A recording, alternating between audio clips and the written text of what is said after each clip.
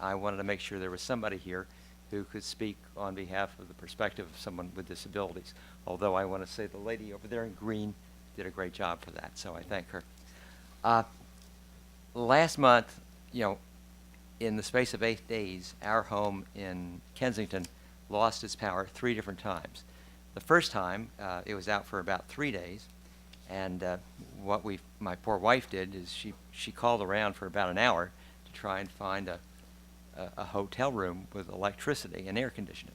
I don't forget whether I said I have multiple sclerosis.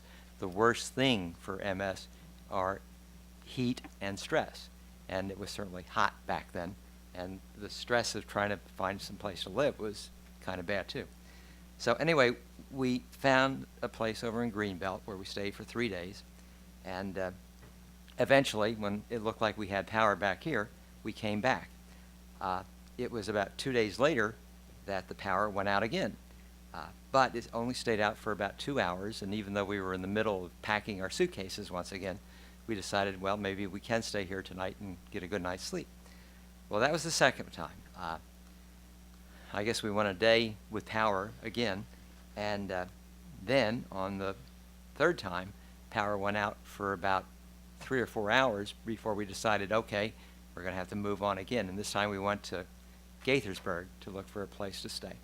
And I think we were there for about 2 or 3 hours when our youngest daughter got in contact with us and explained that the power had gone back on. But by that point, I'd already signed in. We were living there. I figured we were going to get billed for it, so let's just stay there. We have air conditioning, and it's going to take a while to cool the house down. The thing is that, I'm going to get back on track here. Altogether, we wound up with 4 days of expenses from the hotels where we stayed. We also had a lot of little receipts from the different places we had to eat at. I haven't put in a number for how much food was just destroyed from the refrigerators going out and coming back on and going out again. When I called our homeowners insurance, they explained that, sorry, but we can only pay for the direct expenses of whatever the problem was that happened. If a tree fell on our house, they would have paid for that.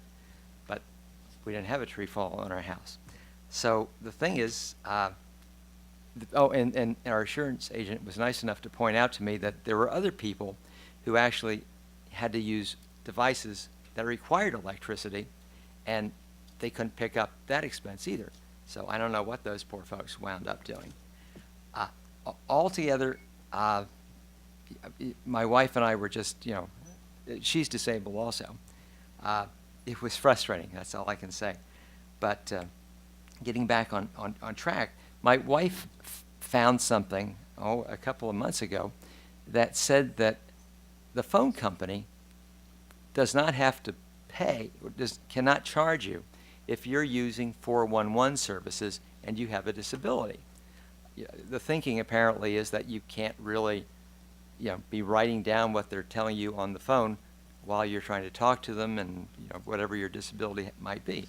And that made me start thinking that I wonder what can be done in this situation.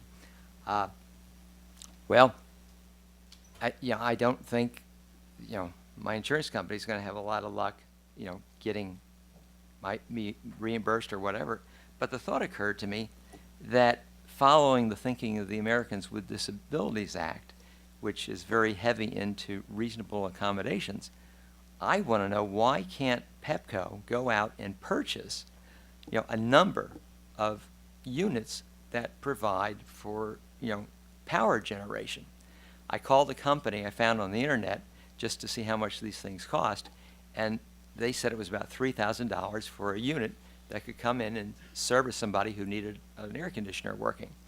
I started multiplying numbers by tens and hundreds and whatever, and by the time you got up to $3 million, that's about 1,000 units. And here's where I want to just talk specifically about disabilities. I want everybody in the room to know this. 20% of everyone in a room like this will be considered to be disabled by the time they die. Now, there's no way to say who that 20% are going to be. They could be the janitor, they could be the secretary, they could be the council member, or it could be somebody who works for Pepco. If Pepco put in all of these units and there was a major power outage, what they could do is go to the people who have the disabilities and at least get them up and running. If that's not possible, it just makes our lives a whole lot different, more difficult. I wanted to also say that if Pepco would use some of the money they put into the slick TV commercials that were telling us how good they were at getting everyone back in service, they could probably take care of almost all of the units they would need to get people with disabilities back with electricity.